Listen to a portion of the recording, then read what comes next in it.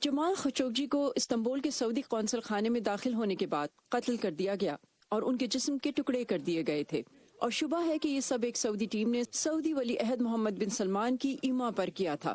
واقعے کے 1 سال بعد ان کی یاد میں دنیا بھر میں مختلف ایونٹس منعقد کیے گئے، جیسے واشنگٹن میں ہونے والا یہ ایونٹ جس میں کانگریس کے 11 اراکین شریک ہوئے۔ ان کے قتل کے بعد سے امریکی کانگریس کا سعودی عرب کو اسلحہ بیچنے کے معاملے پر کئی بار صدر ٹرمپ کے ساتھ تصادم ہو چکا ہے۔ ڈیموکریٹک کانگریسمین جم میک گورن نے وی او اے کو بتایا کہ صدر ٹرمپ محمد بن سلمان کو ذمہ دار ٹھہرانے سے گریزاں ہیں۔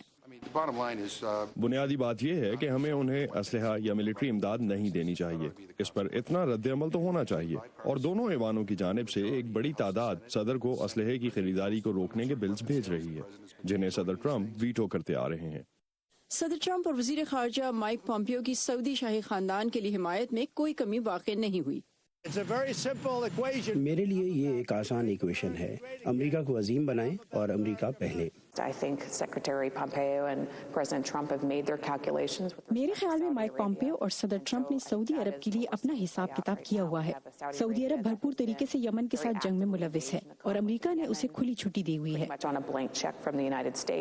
مشرق وسطی کی امور کی ماہر یاسمین فاروق کے مطابق ٹرمپ کا سعودی تعلقات کو ذاتی رنگ دینا خشوگی کے قتل کے معاملے میں مددگار ثابت نہیں ہوا۔ اس کا نتیجہ یہ نکلا ہے کہ امریکہ اور سعودی عرب کے درمیان اسٹریٹجک تعلقات اب امریکی صدر کے ذاتی فیصلوں پر منحصر ہو کر رہ گئے ہیں بنسبت مشرقی وسطی میں امریکہ کے قومی مفادات کے۔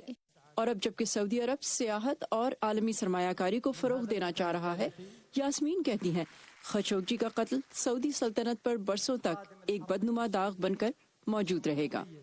سنڈی سین کے ساتھ صبا شاہ خان، وائس آف امریکہ۔